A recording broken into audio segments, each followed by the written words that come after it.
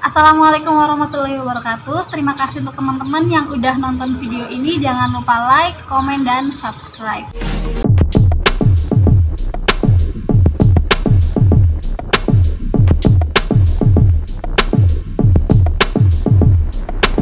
Datang di Teras Talk adalah bincang-bincang bergizi bersama Estria.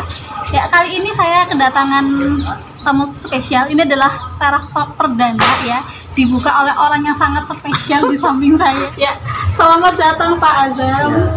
Beliau adalah, nama panjangnya itu Dr. Azam Syukur Rahmatullah, MSI MA, FHI, MSI MA. Banyak sekali gelarnya ya Pak, Masya Allah. Beliau adalah dosen psikologi pendidikan Islam pada program doktoral di Universitas Muhammadiyah Yogyakarta. Ini suatu kehormatan buat saya utamanya karena sebetulnya saya itu bukan siapa-siapa gitu loh. Saya kira masih banyak yang lebih hebat, lebih wow dari saya. Saya itu sama sih ya. Seperti yang saya sampaikan, saya hanya wong cilik lah ya, yang bukan siapa-siapa. Yang saya kira masih banyak yang lebih hebat, lebih inspiratif daripada saya. Tapi lagi-lagi ini sebuah kehormatan buat saya, Mbak Estria, menjadi tamu pertama kali untuk videonya Mbak Estria. Teras Talk. Oh iya. Ya, gini Pak, saya mungkin mewakili beberapa teman-teman ya yang mungkin sangat penasaran nih dengan Bapak gitu kan. Mungkin pengen bertanya tapi belum ada kesempatan. Jadi saya ini mewakili di sini. Wow. Ya, pertama nih saya mau tanya ya Pak, kesibukan Bapak itu apa aja sih? Kayaknya kalau saya lihat itu sangat sibuk itu Bapak. Selain jadi dosen tetap di UNY, Bapak juga di Pondok Al-Amal, belum lagi Bapak jadi dosen di beberapa tempat lainnya. Semoga diceritakan Pak. Terima kasih banyak Mbak Estria. Kegiatan saya yang pertama memang saya menghidupi pesantren yang dititipkan oleh keluarga, bapak ibu saya, budi saya, kakak saya, dan keluarga saya itu dititipkan kepada kami untuk menghidupi pesantren gitu.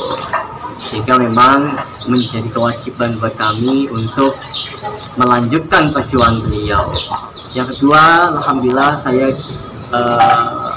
mengajar, menghidupi yang merupakan tanggung jawab saya sebagai seorang abdi di Universitas Muhammadiyah Yogyakarta. Saya menjadi dosen yang home base-nya di program Doktor Psikologi Pendidikan Islam Pasca Sarjana Universitas Muhammadiyah Yogyakarta. Di samping saya juga mengajar di beberapa tempat. Yang ketiga, saya menjalankan lembaga sosial yang saya punya, yang namanya Lembaga Sosial Loh Jinggan. Dan lembaga ini memang dikhususkan untuk mengaungi kaum janda tua, kemudian kaum duda tua yang la yastati'una ayyaquma binafsi, yang tidak bisa menghidupi dirinya sendiri. Nah, itu yang ketiga. Ini saya bersama kawan saya, saudara saya itu ingin mengembangkan sesuatu yang sudah kami dirikan di Jakarta, yaitu Lembaga Konsultasi dan Advokasi dan Pendidikan Perkawinan, yang insya Allah akan kita kembangkan di Pondok Pesantren Al-Kamal, sehingga Al-Kamal nanti bisa jadi sentral untuk lembaga advokasi perkawinan ini dan bisa mengangkat nama dari LKAP ya, Lembaga Konsultasi Advokasi ini, yang kita sudah bangun tahun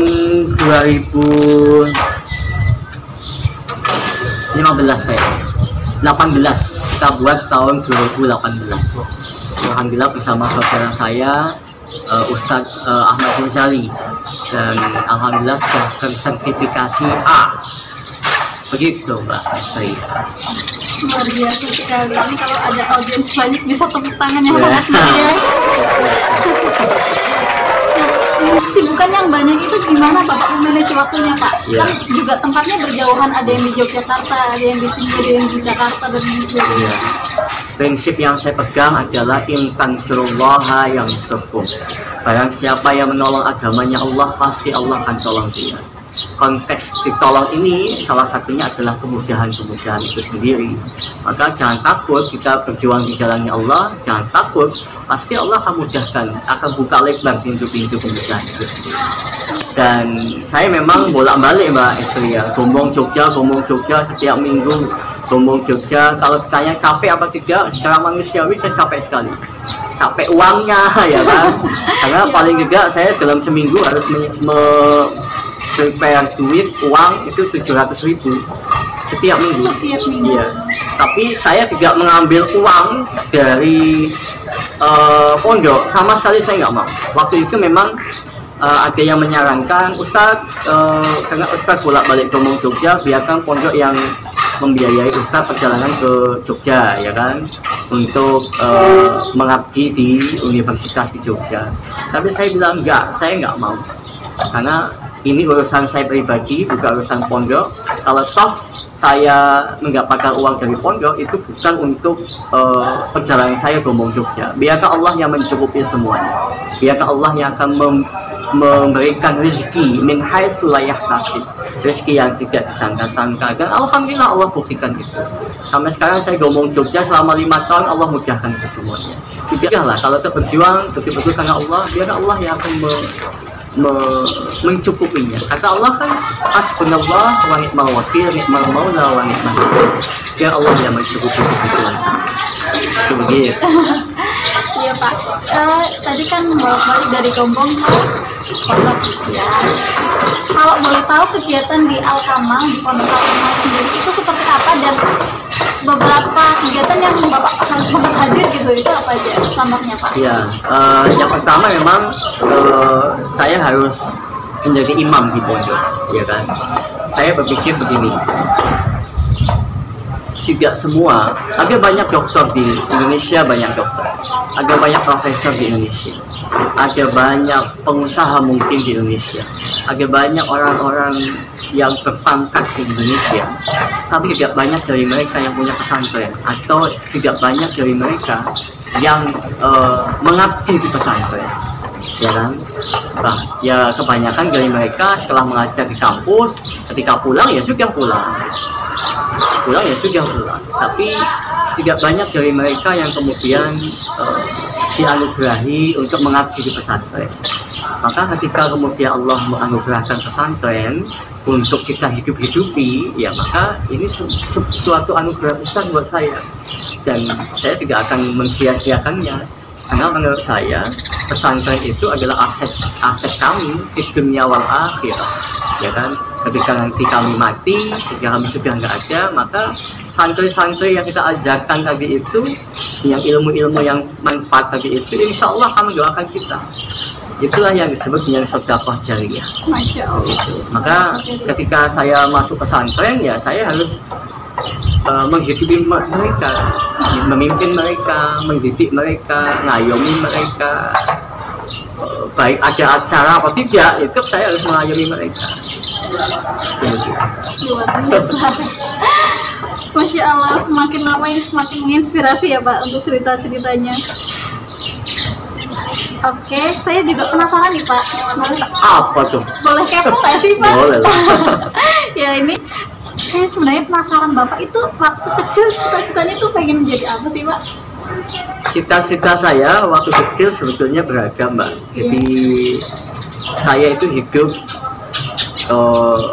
waktu itu bukan dari kalangan orang kaya ya Mbak. Artinya bapak saya merangkak, ibu saya merangkak dari bawah gitu. Dan saya tahu betul perjuangan bapak ibu saya ketika membuat pesantren pun.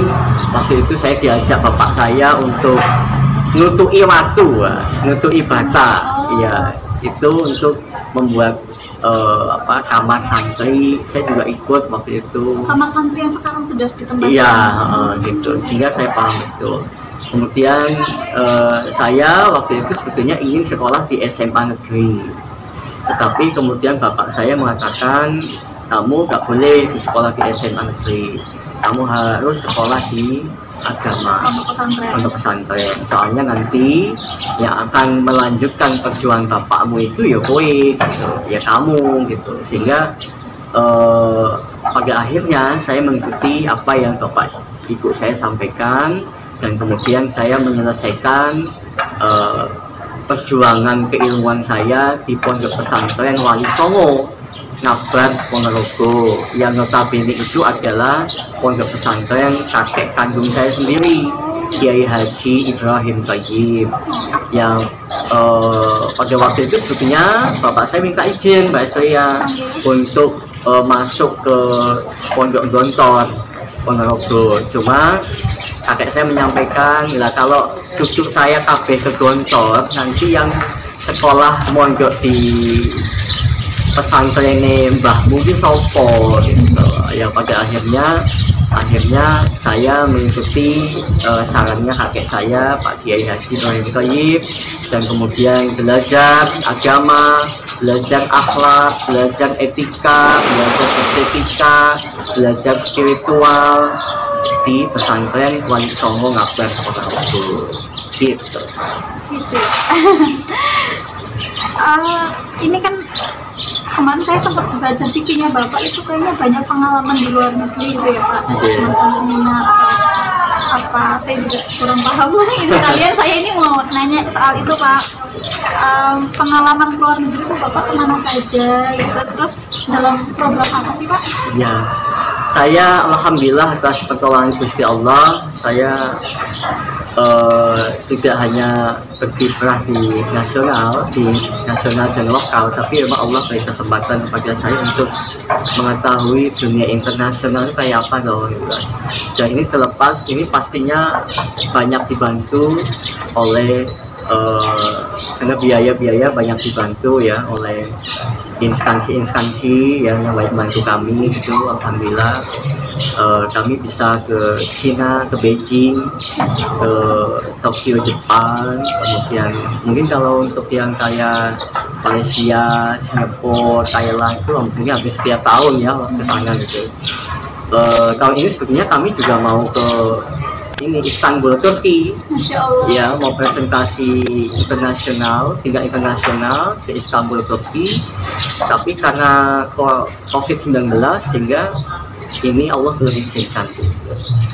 Ya, itu semua pasti banyak dibantu oleh sponsor-sponsor yang luar biasa, terutama oleh Universitas Muhammadiyah Yogyakarta.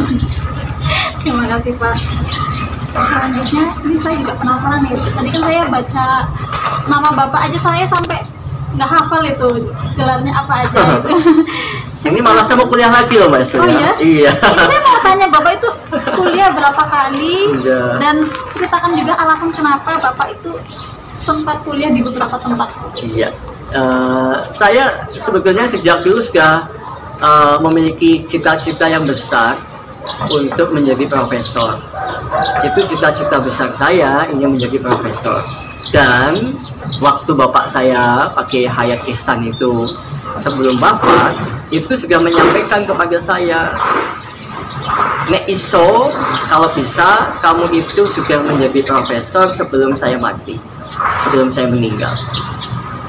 Tapi kenyataannya ketika bapak ibu saya wafat, saya belum jadi profesor, ya kan? Tapi semangat saya, niat saya, cita-cita saya melanjutkan keinginan bapak saya itu akan saya lanjutkan untuk menjadi seorang profesor. Dalam hal ini memang yang saya tekuni adalah psikologi pendidikan Islam namanya, ya. Maka ini saya lanjutkan. Saya S1 di IAIN Sunan Kalijaga, saya S2 di UIN Sunan Kalijaga, kemudian S2 lagi di Universitas Muhammadiyah Yogyakarta, kemudian S3 juga mendapat beasiswa. Waktu itu yang diambil se-Indonesia hanya 3 orang, ya, dari UI, dari ITS Surabaya, dan saya waktu itu mengambil di Universitas Muhammadiyah Yogyakarta, mengambil jurusan yang tidak banyak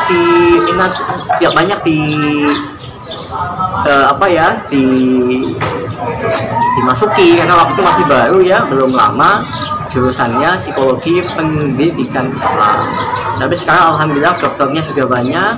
Saya sendiri kayaknya dokter yang ketiga kayaknya, psikologi pendidikan Islam di Universitas Muhammadiyah Yogyakarta, yang bantuan beasiswa negara waktu itu, beasiswa unggulan. Alhamdulillah, bahkan sampai rampung dibiayai, alhamdulillah. Begitu. Ini saya mau kuliah lagi, ambil psikologi lagi, S2 lagi, ambil psikologi sains di itu udah masuk itu masa sudah Di mana Pak? di Universitas Mercu Buana Yogyakarta. Karena saya sambil harus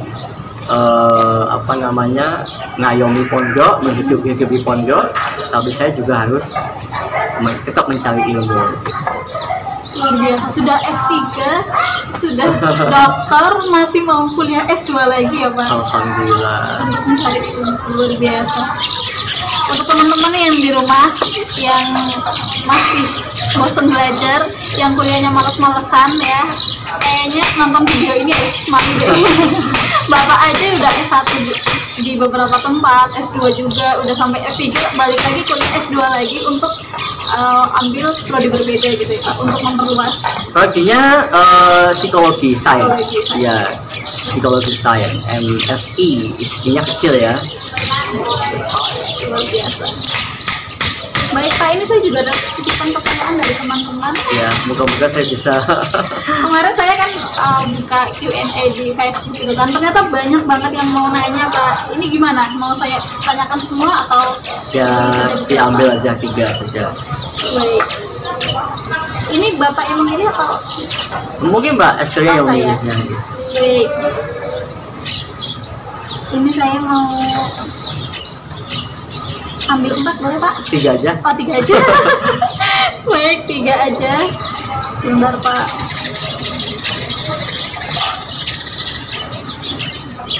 Ya baik.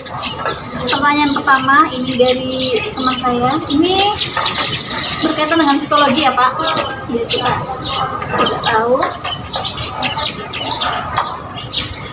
Terkait positif thinking ya, ini teman saya namanya Rizky Andriani. Rizky Andriani. Rizky. Panggilannya Riris. Iya. Dia animator. Wow, mantap. Suka gambar.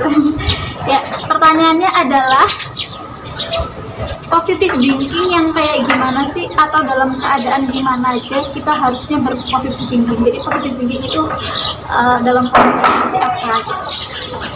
Kadang takut kalau positif thinking itu salah penempatan. Itu pertanyaan pertama. Mau dijawab dulu atau pertanyaan? Jawab dulu dong. Oh, Iya. Oke. Langsung dijawab Riris. Iya. Makasih banyak Mbak ya. Positive thinking itu kan bahasa akademiknya ya. Kalau bahasa Islamnya mungkin husnuzon ya, berbaik sangka. Jadi berbaik sangka ini lebih luas. Kenapa? Karena berbaik sangka ini lebih mengacu kepada aspek kejiwaan dan aspek akliyah ya. Jadi tarbiyatul akliyah wa tarbiyatul qulub ya kan kalau husnuzon. Tapi kalau positive thinking itu sendiri memang acuannya tarbiyatul akliyah ya kan, tarbiyatul akliyah. Jadi saya lebih suka memakai istilah husnuzon saja, sehingga ada keterpaduan antara tarbiyatul akliyah wa tarbiyatul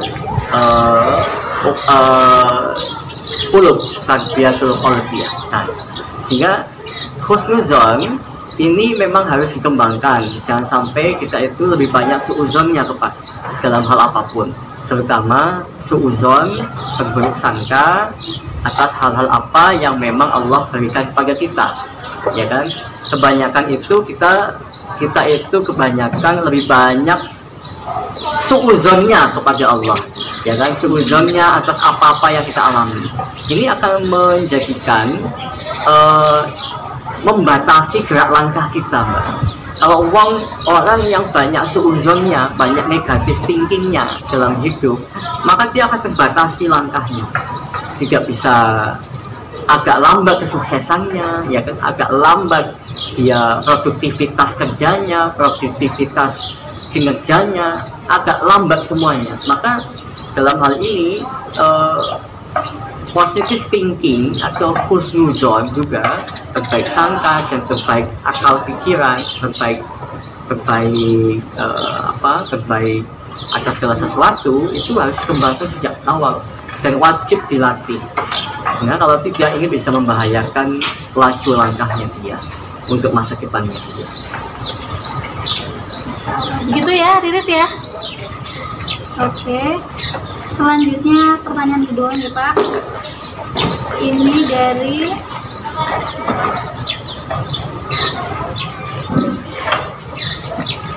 pertanyaan selanjutnya ini dari Maulia Nandra Arifani.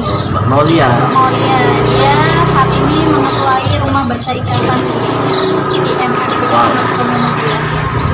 Ini adik angkatan saya. Pertanyaannya adalah mau tanya tentang jurnal Pak. Buat kirim artikel pendidikan bisa dikirim ke jurnal apa ya?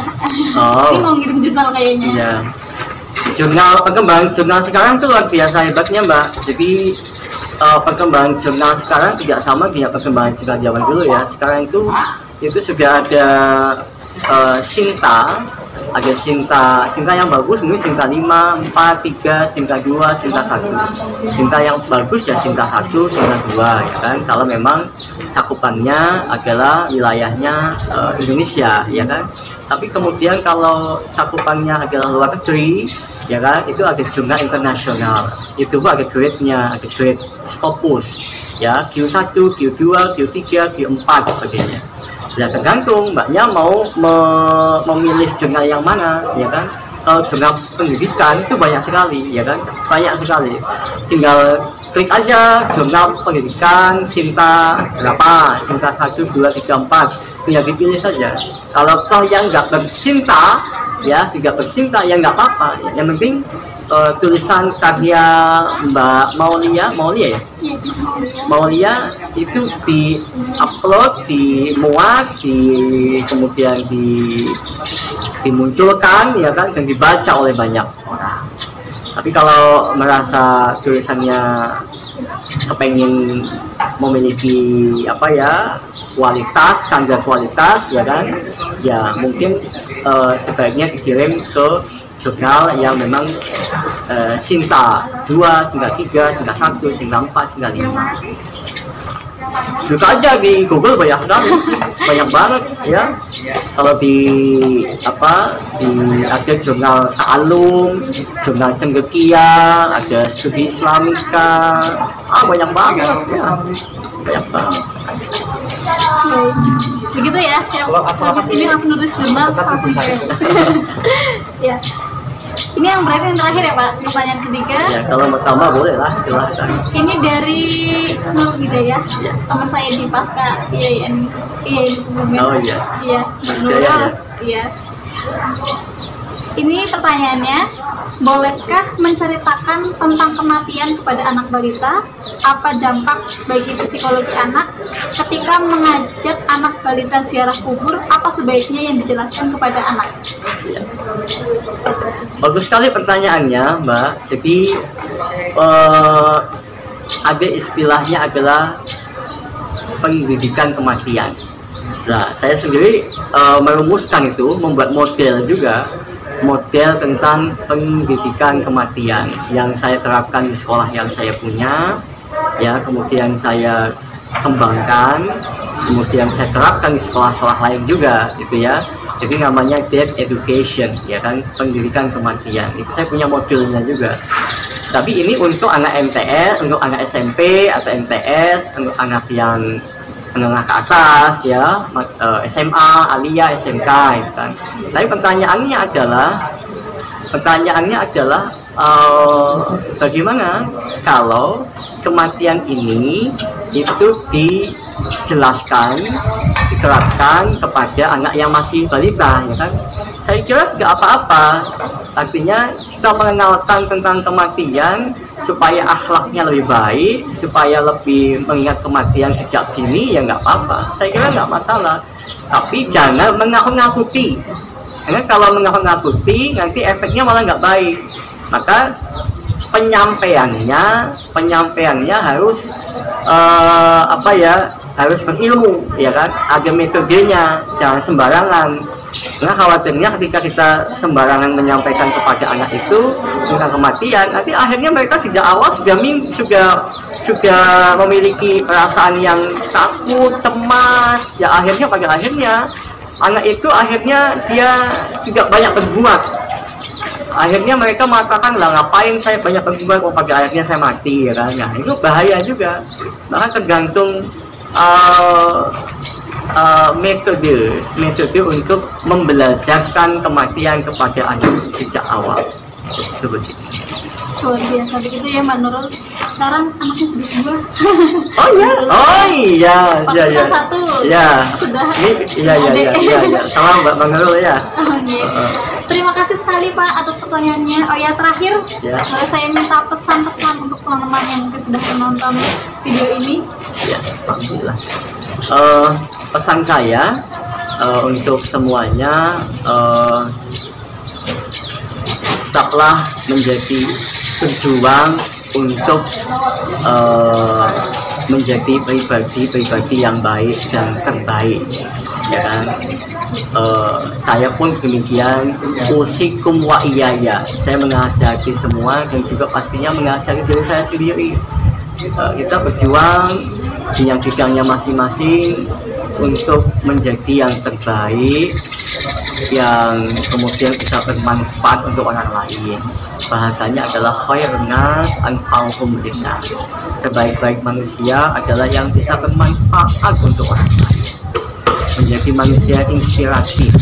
Menjadi manusia inspiratif itu adalah manusia-manusia yang orang itu kalau melihat dia itu senang gitu loh ya. Senang, kemudian ngayomi, gitu kan, ngadem ke hati. Sehingga tak kalah kemudian dia tidak di samping, kemudian orang akan kehilangan dia, orang akan sedih, orang akan sangat terpukul kalau dia tidak di sampingnya, ya kan? Ini inspiratif namanya. Nah, ini levelnya level tinggi, ya kan? Tapi kita usahakan supaya bisa menuju ke sana. Salah satu caranya yaitu kita harus berjuang dengan tulus ikhlas, tanpa syarat apapun, tanpa kemudian ada embel-embel apapun, betul-betul karena Allah Ta'ala dan ikhlas karena Allah Ta'ala. Begitu saja. Luar biasa. Terima kasih semuanya. Terima kasih Pak Azlan sudah meluangkan waktunya di tengah kesibukan ya.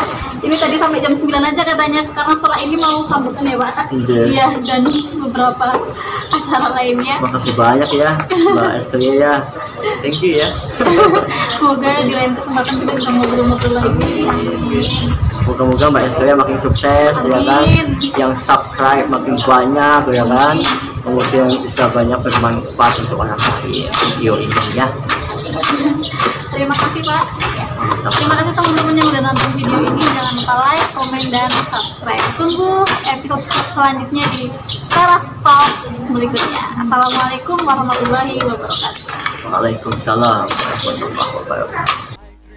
I'm an icon, man. My girl about a 10. I should fuck her in a Benz.